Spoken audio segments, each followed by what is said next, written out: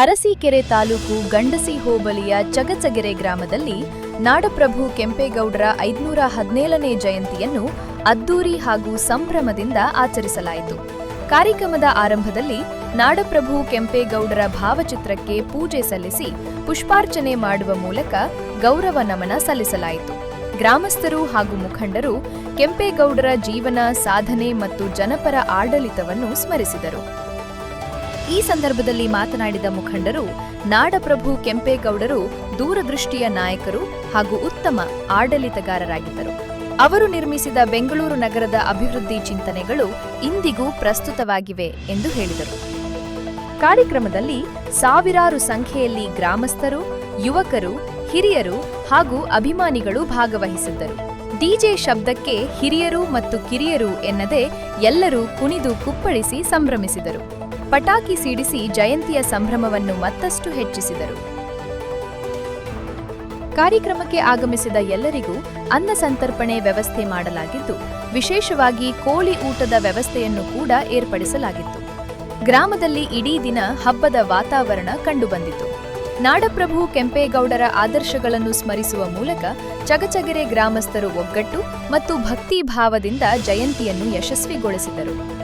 ರವಿ ಯರಗನಾಳ ಜೊತೆ ವಿಜಯ್, ನ್ಯೂಸ್ 13 ಗಂಡಸಿ.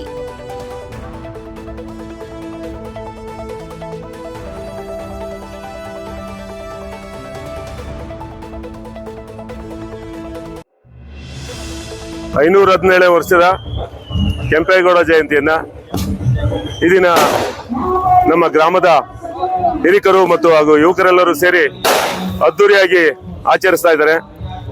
ಯಾಕೆಂದ್ರೆ ಕೆಂಪೇಗೌಡರು ತುಂಬಾ ಅದ್ಭುತವಾಗಿ ಬೆಂಗಳೂರು ನಗರವನ್ನ ಕಟ್ಟಲಿಕ್ಕೆ ನೆರವಾಗಿದ್ದಾರೆ. ಯಾಕೆಂದ್ರೆ ಇಂದಿನ ಕಾಲದಲ್ಲಿ ಅವರಿಗೆ ಅಂತ ದೂರಾಲೋಚನೆ ಇತ್ತು. ಅಂತ ಸುಂದರ ನಗರವನ್ನ ಕಟ್ಟಲಿಕ್ಕೆ ಕೆಂಪೇಗೌಡರ ಕಾಣಿಕೆ ತುಂಬಾ ಹೆಚ್ಚಿನದಾಗಿರುತ್ತದೆ. ಹಾಗಾಗಿ ನಾಡಿನ ಜನತೆಯನ್ನ ಒಂದು ಉತ್ತಮ ರೀತಿಯಲ್ಲಿ ಅಭಿವೃದ್ಧಿಗೋಸ್ಕರ ಅವರು ಶ್ರಮಿಸಿದ್ದಾರೆ.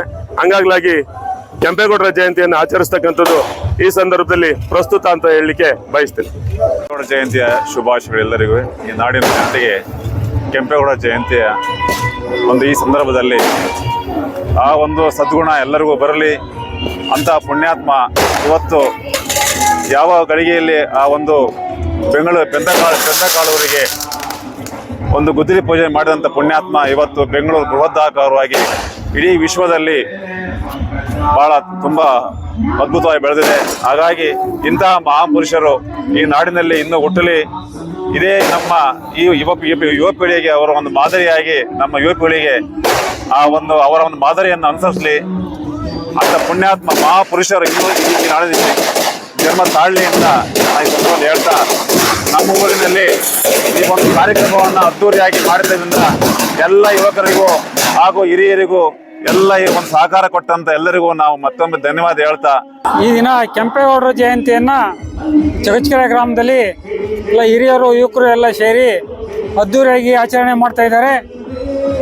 ಇದಕ್ಕೆ ಕಾರಣ ಕೆಂಪೇಗೌಡರು ಬೆಂಗಳೂರನ್ನ ಕಟ್ಟಿ ಬೆಳೆಸಿದಂಥವರು. ಅವರು ಆಶ್ರಯದಿಂದ ಇಡೀ ರಾಜ್ಯದ ಜನ ಎಲ್ಲ ಅಲ್ಲಿ ಆಶ್ರಯ ಪಡಿತಾ ಇದ್ದಾರೆ. ಅಷ್ಟಲ್ಲದೆ ಇಡೀ ನಮ್ಮ ಸುತ್ತ ರಾಜ್ಯದ 4-5 ರಾಜ್ಯದ ಜನರು ಬಂದು ಅಲ್ಲಿ ಜೀವನ ಮಾಡ್ತಾ ಇದ್ದಾರೆ.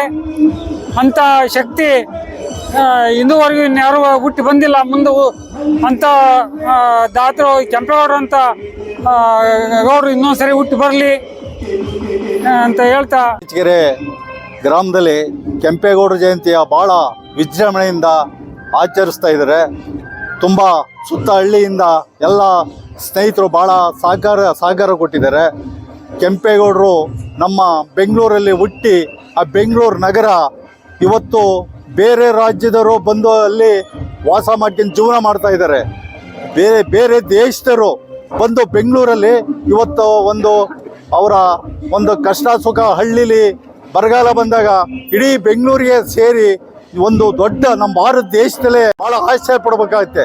ಹಿಂದೆ ಬಾಂಬೆ, ಮಡ್ರಾಸ್ ಭಾಳ ವೇಗದಲ್ಲಿ ಈಗ 20 ವರ್ಷದಲ್ಲಿ ಅವೆರಡು ಹೆಸರು ರಾಜಧಾನಿ ಪಡ್ಕೊಂಡಿದ್ದು. ಇವತ್ತು ಬೆಂಗಳೂರು, ಅವರು ಮಹಾರಾಷ್ಟ್ರ, ತಮಿಳುನಾಡು, ಆಂಧ್ರ ಪ್ರದೇಶ, ತೆಲಂಗಾಣ ಆ ರಾಜ್ಯರೆಲ್ಲ ಬಂದು ಇವತ್ತು ಅಲ್ಲಿ ಜೀವನ ಮಾಡ್ಕೊಂಡು